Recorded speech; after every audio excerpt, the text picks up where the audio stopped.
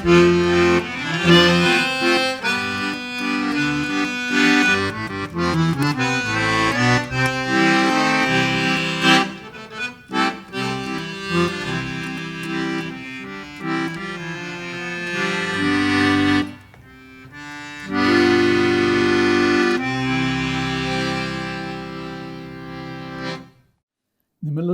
ನಮ್ಮ ಕರ್ತನಾದ ಯೇಸು ಕ್ರಿಸ್ತನಿಂದ ಕೃಪೆಯು ತಂದೆಯಾದ ದೇವರಿಂದ ಶಾಂತಿ ಉಂಟಾಗಲಿ. ನಮ್ಮ ಧ್ಯಾನಕ್ಕಾಗಿ ಸಂತ ಪೌಲನು ಫಿಲಮೋನನಿಗೆ ಬರೆದ ಪತ್ರಿಕೆ 12, 13, 14 ವಚನಗಳನ್ನು ಓದುತ್ತೇನೆ. ಒನೇಸಿಮನು ನನಗೆ ಪ್ರಾಣದಂತಿದ್ದರೂ ಅವನನ್ನು ನಿನ್ನ ಬಳಿಗೆ ಹಿಂದಕ್ಕೆ ಕಳುಹಿಸಿಕೊಟ್ಟಿದ್ದೇನೆ. ನಾನು ಸ್ವಾರ್ಥೆಯ ನಿಮಿತ್ತ ಸೆರೆಯಲ್ಲಿರಲಾಗಿ ನಿನಗೆ ಬದಲಾಗಿ ಅವನು ನನಗೆ ಉಪಚಾರ ಮಾಡುವಂತೆ ಅವನನ್ನು ನನ್ನ ಬಳಿಯಲ್ಲಿಯೇ ಇಟ್ಟುಕೊಳ್ಳಬೇಕೆಂದು ಯೋಚಿಸಿದ್ದನು. ಆದರೆ ನಿನ್ನ ಉಪಕಾರವು ಬಲಾತ್ಕಾರದಿಂದಾಗದೆ ಮನಃಪೂರ್ವಕವಾಗಿಯೇ ಇರಬೇಕೆಂದು ಯೋಚಿಸಿ ನಿನ್ನ ಸಮ್ಮತಿ ಇಲ್ಲದೆ ಏನು ಮಾಡುವುದಕ್ಕೂ ನನಗೆ ಇಷ್ಟವಿರಲಿಲ್ಲ ಎಂಬುದೇ. ಆಸೆ ಮತ್ತು ಕರ್ತವ್ಯಗಳ ಪ್ರತಿವಿರುದ್ಧ, ಡಿಸೈರ್ ವರ್ಸಸ್ ಡ್ಯೂಟಿ. ಆಸೆ ಮತ್ತು ಕರ್ತವ್ಯಗಳ ನಡುವೆ ಒಂದು ಹೋರಾಟವಿದೆ. ಈ ಹೋರಾಟ ನಮ್ಮಲ್ಲಿರುವಂಥ ಒಂದು ಸಾಮಾನ್ಯವಾದ ಪ್ರವೃತ್ತಿ ಎಲ್ಲ ಮಾನವರಲ್ಲಿ. ಅಂದರೆ ನಮ್ಮ ಅಪೇಕ್ಷೆ, ನಮ್ಮ ಆಸೆಯಂತೆ ಎಲ್ಲವೂ ನೆರವೇರುವುದು ಅಪರೂಪವಲ್ಲವೇ? ಹೀಗಾಗಿ ನಮ್ಮಲ್ಲಿ ಆಸೆ ಮಾತ್ರ ಅಲ್ಲ, ಕರ್ತವ್ಯ ಬದ್ಧತೆ ಇರುವ ಕಾರಣ ನಾವೇನು ಮಾಡ್ತೇವೆ, ಎಲ್ಲ ಆಸೆಗಳನ್ನು ನಾವು ಪೂರೈಸುವುದಿಲ್ಲ. ಕಾರಣ ಏನು? ನಮಗೆ ಕರ್ತವ್ಯ ಬದ್ಧತೆ ಸಹ ಇದೆ. It is very common for us to have a struggle between desire and duty. Desire versus duty. Because we are conscious of our duty, we will not fulfill all our desires. Our desires are many. We can't fulfill all of them because we are conscious of our responsibility, our duty. ಇದೇ ಪೌಲನಲ್ಲಿದ್ದಂಥ ಒಂದು ಸಂಘರ್ಷ ಅಥವಾ ಆಂತರ್ಯದ ಹೋರಾಟ. ಒನೇಸಿಮನನ್ನು ತನ್ನೊಂದಿಗೆ ಉಳಿಸಿಕೊಂಡು ತಾನೊಬ್ಬ ಸ್ನೇಹಿತನಂತಿದ್ದ, ಸಹಾಯಕನಂತಿದ್ದ ಮತ್ತು ಸೇವೆಯಲ್ಲಿ ಅವನನ್ನು ಉಪಯೋಗಿಸಿಕೊಳ್ಳುವ ಆಸೆ, ಅಪೇಕ್ಷೆ ಪೌಲನಿಗೆ ಇತ್ತು. ಆದರೆ ಪೌಲನ ಕರ್ತವ್ಯ ಬದ್ಧತೆ ಏನು, ಜವಾಬ್ದಾರಿಕೆ ಏನಾಗಿತ್ತು? ಫಿಲೆಮೋನನನ್ನು ತನ್ನ ಯಜಮಾನನಾದ ಒನೇಸಿಮನ ಬದ್ಧತೆ ಏನಾಗಿತ್ತು? ಯಜಮಾನನಾದ ಫಿಲೆಮೋನನ ಬಳಿಗೆ ಹೋಗಲಿಕ್ಕೆ, ಕಳಿಸಿಕೊಡಲಿಕ್ಕೆ ಆತನಿಗೆ ಬದ್ಧತೆ ಇತ್ತು. ಒನೇಸಿಮನು ಯಾರಿಗೆ ಸಂಬಂಧಪಟ್ಟವನು? ಸೆರೆಯಾಳುವ ಆದ ಪೌಲನು ಸೆರೆಮನೆಯಲ್ಲಿ ಅವನನ್ನು ಯೇಸು ಕ್ರಿಸ್ತನ ಬಳಿಗೆ ನಡೆಸಿದ್ದರು. ಒನೇಸಿಮನು ಫಿಲೆಮೋನನ ಆಳು, ಸೆರೆಯಾಳಾಗಿದ್ದ. ಕಳಿಸಬೇಕಾದಂಥ ಜವಾಬ್ದಾರಿಕೆ ಇತ್ತು. ಹಿಂದೆ ಆತನನ್ನು ಕಳಿಸಿಕೊಡಬೇಕು ನಾನು. ಅದೇ ಕರ್ತವ್ಯ ಬದ್ಧತೆ. Paul's desire was to keep Onesimus with him because he had led him to Christ. He was a changed person. He was transformed and he was very helpful for Paul in the ministry. But what was his duty? His duty was that Onesimus must go back to his master, Philemon. He has to return Onesimus to his master Philemon. That was the struggle. Should I return him or keep him? ಪೌಲನು ಒಂದು ವೇಳೆ ತರ್ಕದಿಂದ ವಾದ ಮಾಡಿ ಒನೇಸಿಮನು ಯಾಕೆ ದಾಸತ್ವಕ್ಕೆ ಹಿಂದಿರುಗಬೇಕು, ನನ್ನಲ್ಲಿಯೇ ಇರಲಿ, ದೇವರ ಸೇವೆ ಮಾಡ್ಬೋದಲ್ಲ, ವಾದ ಮಾಡ್ಬೋದಾಗಿತ್ತು, ತರ್ಕ ಮಾಡ್ಬೋದಾಗಿತ್ತು,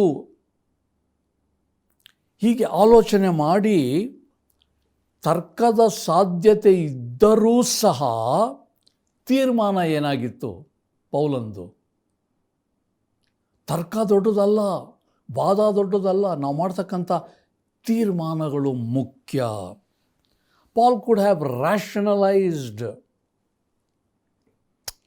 the keeping of Onesimus with him because he said, after all, why should he go back to slavery? Now he has become a profitable person. He is helpful for me in the ministry in spreading the gospel of Jesus Christ. Why should he go back to slavery? He has become a herald of the good news of the kingdom of God.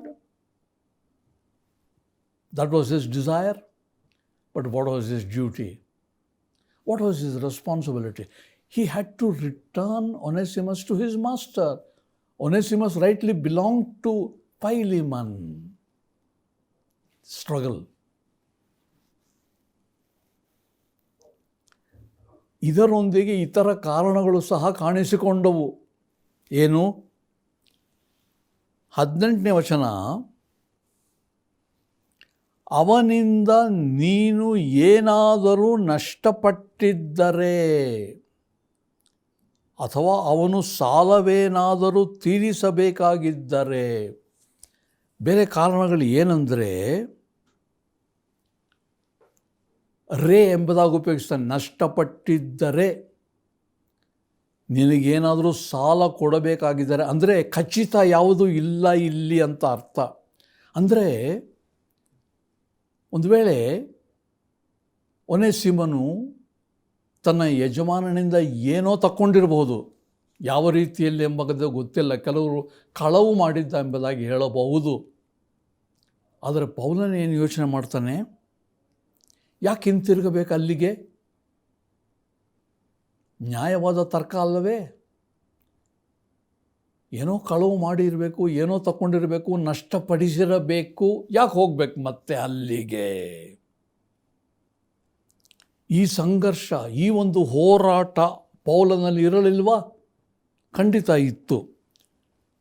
One more reason surfaced why Paul need not, by the avenue of argument, he need not send Onesimus to his master. Verse 18, he says, if he wronged you at all or owes you anything, obviously there was something that happened for Onesimus to run away from his master. If he has wronged you or if he owes anything to you, why should he go back?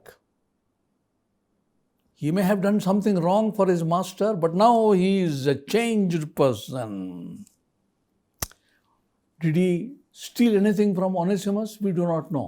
Paul is very gracious. He says, if. He was not absolutely sure. He puts an if there so that he is not dogmatic. This was the conflict. Why should he go back? This was a struggle that Paul was facing. ನಮ್ಮ ವೈಯಕ್ತಿಕ ಅನುಭವವೇನು? ನಮ್ಮ ಸ್ವಭಾವದಲ್ಲಿ ಇಂತಹ ಒಂದು ಬಿರುಕು ಅಥವಾ ಸೀಳು ಕಾಣುವುದಿಲ್ಲವೇ? ನಮ್ಮ ಆಶೆಗಳೊಂದು ಕಡೆ, ನಮ್ಮ ಅಪೇಕ್ಷೆಗಳೊಂದು ಕಡೆ, ಇವನ್ನಿಟ್ಟುಕೊಂಡು ಉತ್ತಮವಾದ, ಘನವಾದ ಮತ್ತು ಶ್ರೇಷ್ಠವಾದ ಕೆಲಸ ಕಾರ್ಯಗಳನ್ನು ಮಾಡುವ ಬೇಡಿಕೆ ಒಂದಿರ್ತದಲ್ಲ, ಒಂದು ಎಳೆದಾಟ ನಮ್ಮಲ್ಲಿರ್ತದಲ್ಲ. ಉತ್ತಮವಾದವುಗಳಿಗೂ ಕೇವಲ ಸಾಧಾರಣವಾದವುಗಳಿಗೂ ಒಂದು ಯುದ್ಧ. ಹೋರಾಟ, ಸಂಘರ್ಷ ನಮ್ಮಲ್ಲಿ ಇರುವುದಿಲ್ಲವೇ? ನಮ್ಮೆಲ್ಲರ ಬಾಳಿನಲ್ಲಿ is there not a cleft or a cleavage in our nature? Isn't there a cleavage? What is that? We have so many desires. We want to do so many things, but there is a nobler, superior demand also from a higher level, that is from God. And we are at loggerheads. There is a tension. There is a demand for this from God, but our human nature demands quite the opposite. There is this tension in us, struggle in us. ಈ ಸಮಯದಲ್ಲಿ ಪೌಲನೇನು ಮಾಡಿದ? ತನ್ನೊಂದಿಗೆ ತಾನೇ ತಕ್ಷಣವೇ ತರ್ಕ ಮಾಡಿ ತಾನು ಸರಿ ಎಂಬುದಾಗಿ ತೀರ್ಮಾನ ಮಾಡದೆ, ಸಂಘರ್ಷಣೆ ಇದ್ದರೂ, ಹೋರಾಟವಿದ್ದರೂ, ಗಲಿಬಿಲಿ ಒಳಗಿದ್ದರೂ ಸಹ ತಕ್ಷಣ ಏನು ಮಾಡ್ತಾನೆ? ಅವನು ದೇವರೊಂದಿಗೆ ಪ್ರಾರ್ಥಿಸ್ತಾನೆ, ದೇವರನ್ನು ಬೇಡಿಕೊಳ್ತಾನೆ. ಪ್ರಾರ್ಥನೆಯ ಮೂಲಕ ದೇವರ ಬಳಿಗೆ ಹೋಗಿ, ನನ್ನ ಕರ್ತವ್ಯಬದ್ಧನಾಗಿ ಮಾಡು ಸ್ವಾಮಿ, ನನ್ನ ಅಪೇಕ್ಷೆ ಆಸೆಗಳನ್ನು ನಾನು ಬದಿಗಿಡ್ತೇನೆ, ನನ್ನ ಕೆಲಸವೇನು, ನನ್ನ ಜವಾಬ್ದಾರಿಕೇನು, ನನ್ನ ಕರ್ತವ್ಯವೇನು, ಅದಕ್ಕೆ ನಾನು ಬದ್ಧನಾಗಿರಬೇಕಲ್ಲವೇ? ಹೀಗಾಗಿ ಪ್ರಾರ್ಥನೆಯ ಮೂಲಕ, ದೇವರ ಸಹಾಯದ ಮೂಲಕ ಆತನು ತನ್ನ ಆಸೆಗೆ ಈಡಾಗಲಿಲ್ಲ. ಬಹಳ ಮುಖ್ಯ. ನಿಮಗೆ ಹೋರಾಟದಲ್ಲಿ ಏನು ಮಾಡ್ತೀರಿ ನೀವು? ಎಳೆದಾಟ, ಸಂಘರ್ಷಣೆ ಇರುವಾಗ ನೀವೇನು ಮಾಡ್ತೀರಿ? ಪೌಲನು ಮಾಡಿದ್ದನ್ನು ನಾವು ಮಾಡಬೇಕಲ್ಲವೇ? ದೇವರ ಪ್ರಸನ್ನತೆಗೆ ಹೋಗಿ, ಸ್ವಾಮಿ ನನಗೆ ಈ ಆಸೆ ಇದೆ, ಈ ಅಪೇಕ್ಷೆ, ಇದು ಬೇಕು ನನಗೆ, ಆದರೆ ಒಂದು ಉತ್ತಮವಾದ, ಒಂದು ಘನವಾದ, ಒಂದು ಮೇಲಿನ, ಕೆಳಗಿನ ಅಲ್ಲ, ಮೇಲಿನ ಉತ್ತಮ ಘನವಾದಂಥ ಅಪೇಕ್ಷೆ ನಿನ್ನಿಂದ ಬರ್ತಾ ಇದೆ ಎಂಬುದಾಗಿ ನಾವು ಪ್ರಾರ್ಥನೆ ಮಾಡಿ ದೇವರ ನಡೆಸುವಿಕೆಯಲ್ಲಿ ಆತುಕೊಂಡರೆ ನಾವು ಕರ್ತವ್ಯಬದ್ಧರು ಆಗ್ತೇವೆ. ತನ್ನೊಂದಿಗೆ ತರ್ಕ ಮಾಡಲಿಲ್ಲ, ದೇವರ ಸಹಾಯದಿಂದ ಆಸೆಗೆ ಈಡಾಗಲಿಲ್ಲ. Pal never evaded the conflict. He knew that there was a conflict. He knew the struggle. What did he do? He called upon God. He went to God. The battle was there. He was desperate in battle, as it were. Takes his struggle to God in prayer. Sought the Lord's help. How important for us to seek the Lord in our struggle. When there is a tension between two desires, one is a lower desire, another one is a noble desire, higher desire. Sought the Lord. What do you do in your struggles? Where do you go in your struggles? You do what Paul did. Let us do what Paul did. ಮೊದಲನೇದು ಆಸೆ, ಕರ್ತವ್ಯ, ಹೋರಾಟ. ಎರಡನೇದು ನಮ್ಮ ಆಸಕ್ತಿ ಅಲ್ಲ, ದೇವರ ಆಸಕ್ತಿ. ಏನದು? ಹೇಗೆ ಅಂದರೆ, ಬಲಾತ್ಕಾರವೋ ಅಥವಾ ಅನುಮತಿಯೋ. ಎರಡನೇದು ಹೋರಾಟ. The second struggle is compulsion or consent. Desire and duty was the first compulsion or contradiction, as it were. The second one is compulsion or consent. ಒಳ್ಳೆತನ, ಸದ್ಗುಣ, ಸತ್ಕಾರ್ಯಗಳು ಬಲಾತ್ಕಾರದಿಂದ ಉತ್ಪತ್ತಿ ಆಗ್ತವೆಯೇ? ಸಾಧ್ಯವಾ? ಒಳ್ಳೇದು ಮಾಡೆಂಬುದಾಗಿ ಯಾರನ್ನಾದರೂ ನಾವು ಬಲಾತ್ಕಾರ ಮಾಡಲಿಕ್ಕಾಗ್ತದ? ಪೌಲನು ಒನೇಸಿಮನಿಗೆ ಸಾಕಷ್ಟು ಒಳ್ಳೆಯದನ್ನು ಮಾಡಿದ್ದ, ಕರುಣೆ ತೋರಿಸಿದ್ದ, ದಯೆ ತೋರಿಸಿದ್ದ. ಒನೇಸಿಮನನ್ನು ಉಳಿಸಿಕೊಳ್ಳುವುದು ತನ್ನ ಹಕ್ಕೆಂದು ಭಾವಿಸಿ ಫಿಲಮೋನನ ಬಳಿಗೆ ಹಿಂದಕ್ಕೆ ಕಳುಹಿಸದೆ ಉಳಿಸಿಕೊಳ್ಳುವ ಸಾಧ್ಯತೆ ಇತ್ತು, ಖಂಡಿತ ಇತ್ತು. ಆದರೆ ಕರ್ತವ್ಯ ಬದ್ಧತೆ ಏನಾಗಿತ್ತು? Does kindness and goodness and good works result or surface by compulsion?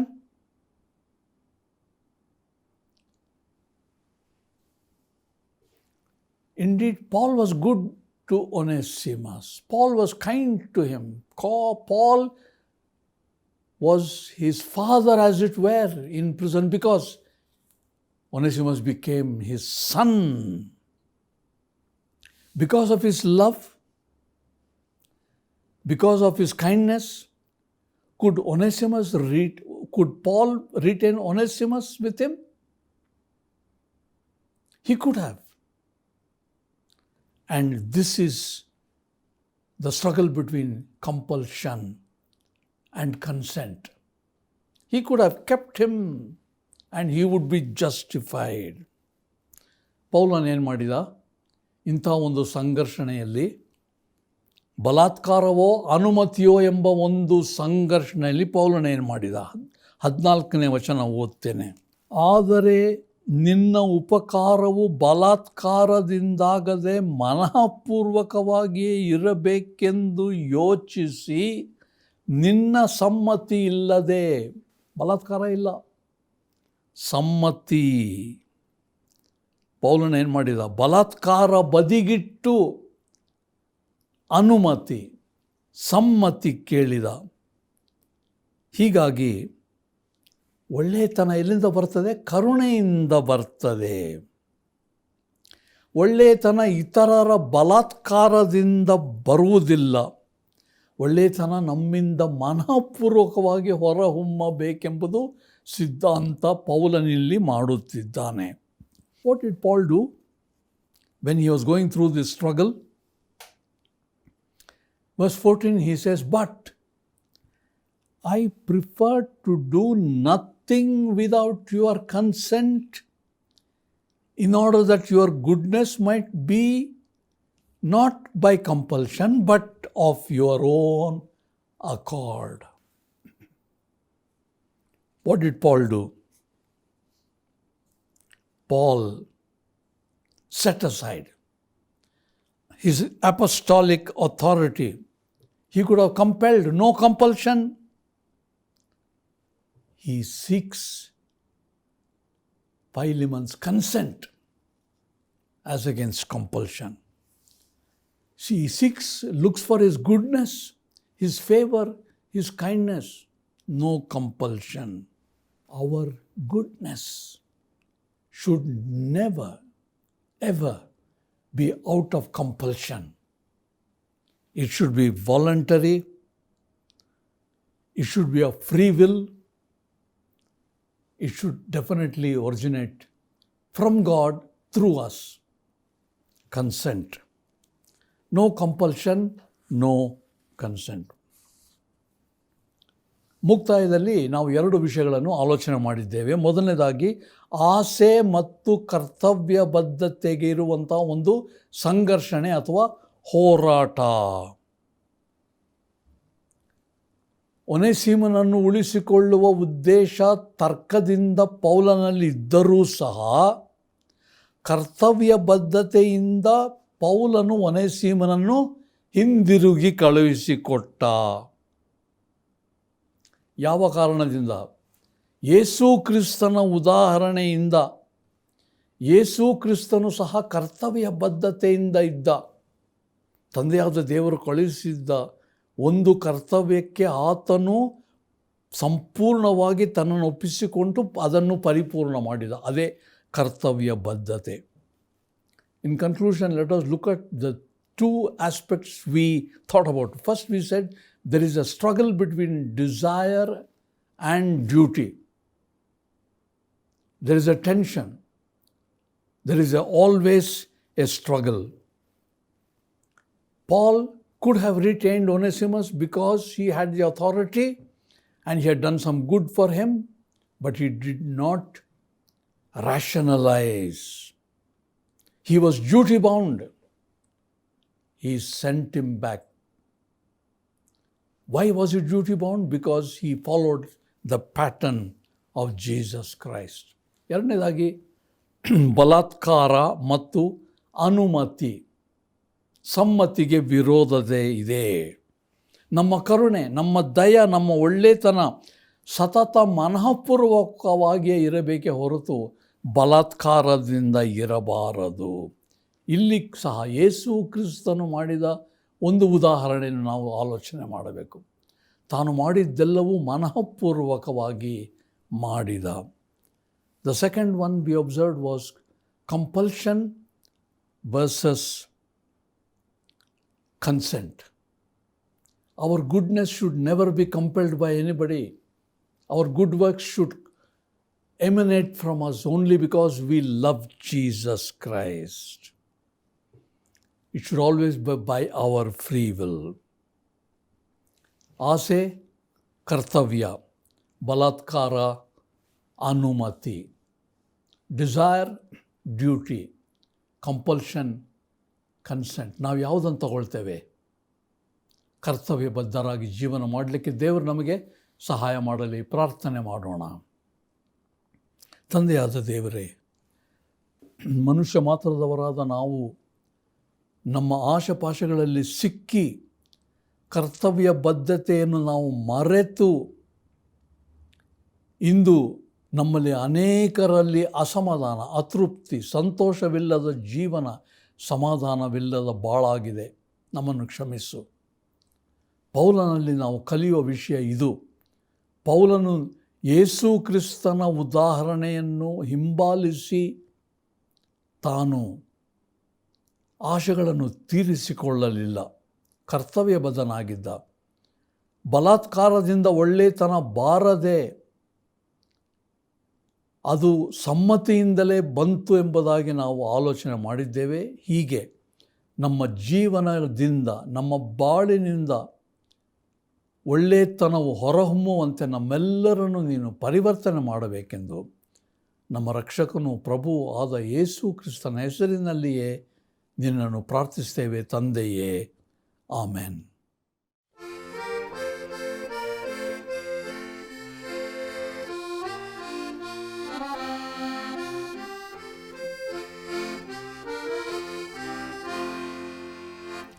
ನನ್ನಾಪ್ತ ಮಿತ್ರ ಯೇಸು ನನಗೆ ಎಲ್ಲವೂ, 10,000ಗಳಲ್ಲಿ ಶ್ರೇಷ್ಠನು. ತಗ್ಗಿನ ತಾವರೆಯೇ ಯೇಸುವಿನಲ್ಲಿಯೇ ನನ್ನ ಎಲ್ಲ ಶುದ್ಧಿ ಕಾರಣವಿದೆ. ಕಷ್ಟ ದುಃಖದಲ್ಲಿ ನನ್ನ ಆಶ್ರಯ ಸ್ಥಾನವೇ, ಚಿಂತ ಭಾರವೆಲ್ಲ ನಾನು ಹಾಕುವೆ. ತಗ್ಗಿನ ತಾವರೆಯು ಉದಯ ತಾರೆಯು 10,000ಗಳಲ್ಲಿ ಶ್ರೇಷ್ಠನು.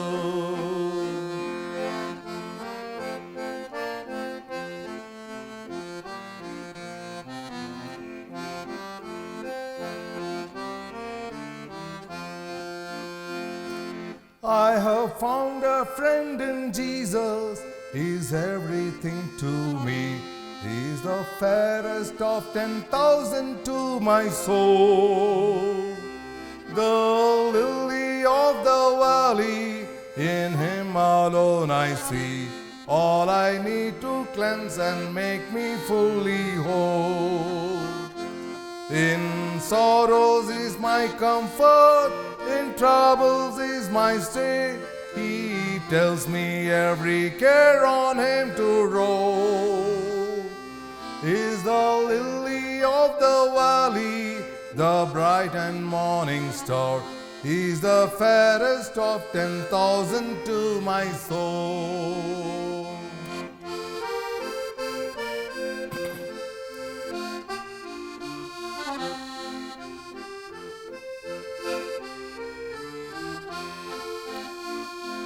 He will never, never leave me, nor yet forsake me here, while I give my faith to not his blessed word.